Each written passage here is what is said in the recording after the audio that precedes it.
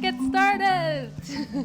We are students from Graphic Design Arnhem and we're doing a workshop tonight at the bookshop Heiman Omgeruimd in the center of Arnhem.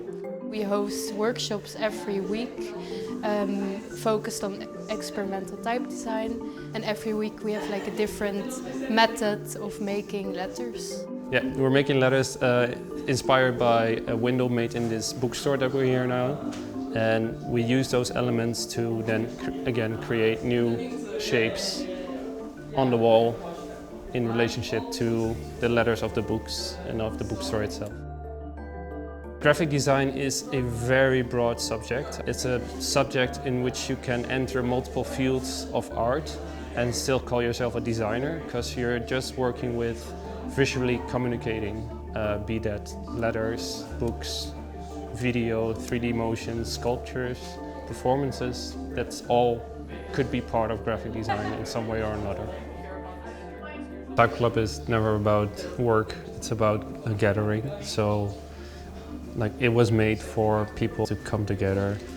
We also have creative writing students, so we're now creating this combination of courses together, because we feel like creative writing and graphic design go hand in hand really well.